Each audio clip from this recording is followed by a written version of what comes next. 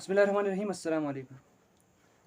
आजकल नहायत ज़ोर व शोर से उलमा और दीनी मदारिस के ख़िलाफ़ प्रोपगंडा किया जा रहा है कि ये लोग कौमी तनज़्ज़ुल का सबब, तरक्की की राह में रुकावट और कौम को गुमराह करने का एक आला हैं वगैरह वगैरह। जबकि हकीकत इसके बिल्कुल बरअक्स है। उलमा और दीनी मदारिस पर किए जाने वाले एतराज़ात असल में जहल मुरक्कब और तारीख़ से नावाकफ़ियत का शाख़िसाना है। बर-ए-सग़ीर पर अंग्रेज़ के तसल्लुत के बाद हिंदुस्तानियों ने अंग्रेज़ों की तहज़ीब और उनकी वज़ाकता अपनाना शुरू की। उलमा ने इसके ख़िलाफ़ सदाए एहतजाज बुलंद की कि काबिज़ कौम की तर्ज़ ज़िंदगी और उनकी बोदोबाश इख्तियार करने से कौम का नुकसान होगा। मुसलमानों का दीनी तशख़्ख़ुस और इम्तियाज़ ख़त्म हो जाएगा। मुसलमानों के अंदर मगरबी तहज़ीब के जरासीम इस तरह सिरायत कर जाएंगे कि उनको काबिज़ और गाज़िब समझने के बजाय वो उनको अपना मोहसिन समझने लगेंगे। मगरबी तालीम उस वक्त मगरबी तहज़ीब की तबलीग पर मुश्तमिल थी। इससे उलमा ने मना किया ताकि मुसलमानों को ईसाई और लामज़हब बनाने की साजिश से दूर रखा जा सके। उलमा का हमेशा से ये मौक़िफ़ रहा है कि गैर कौम की तहज़ीब और वज़ाकता इख्तियार करना बिल्कुल तरक्की नहीं है, बल्कि तरक्की अनासिर क़ुव्वत के हुसूल में है। मुसलमान अनासिर क़ुव्वत हासिल करें, काबिज़ क़ुव्वतों की वज़ाकता और उनकी अंधी तक़लीद ना करें। आज इसकी मिसाल चीन है। चीन ने साइंस और टेक्नोलॉजी के हुसूल और जहद मुसलसल के ज़रिए तरक्की की इंतहाई हदों को छू लिया है।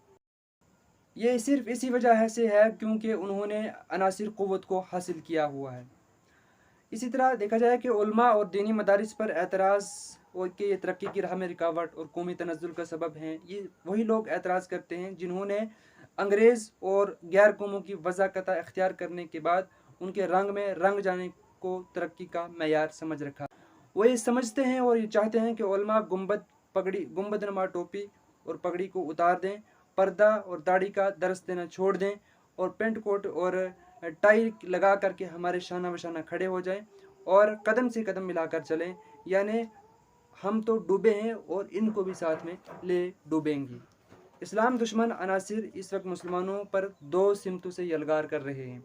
एक तरफ एतकादी और फ़िक्री सिमत से वो मुसलमानों में अबाहत पसंदी और मादियत की तहरीकें चला रहे हैं, और दूसरी जानिब अमली सिमत से वो मुसलमानों को जिनसी बेरहरवी और फहाशी के सैलाब में बहा ले जाना चाहते हैं।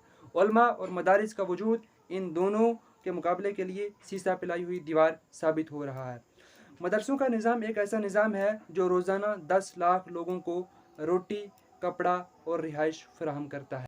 इस्लाही माशरा के लिए होने वाली मुख्तलिफ़ कोशिशों का मंबा भी यही उलमा और दीनी मदारिस हैं। दावत व तबलीग और वाज़ व खिताबत, दीनी अखबारात व जराइद और खानकाहों का सूफियाना निज़ाम, सब लोगों के इस्लाही अहवाल से यही लोग मसरूफ़ अमल हैं। इसके सबसे बड़ा फ़ायदा यह है कि इस्लाम के तशख़्ख़ुस को हर ज़माने में कायम रखने का ज़रिया है। तमाम नज़रियाती और दीनी तहरीकों के लिए यही मदारिस और उलमा खेप फराहम करते हैं और कुरान व हदीस और इस्लामी उलूम व फ़नून से मुस्लिम माशरे के रब्त ताल्लुक़ को कायम रखने का वाहिद सहारा है। अल्लामा इकबाल मरहूम ने फरमाया था कि इन मकतबों को इसी हालत में रहने दो और गरीब मुसलमानों के बच्चों को इन्हीं मदारस में पढ़ने दो। अगर ये मुल्ला, अगर ये दरवेश ना रहे तो जानते हो क्या होगा? वही होगा जो मैं अपनी आंखों से देख आया हूँ।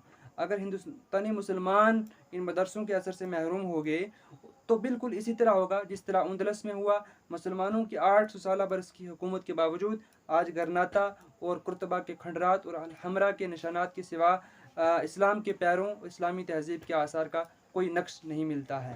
इसी तरह हमें चाहिए कि इन मदारिस और इन दीनी उलमा की कदर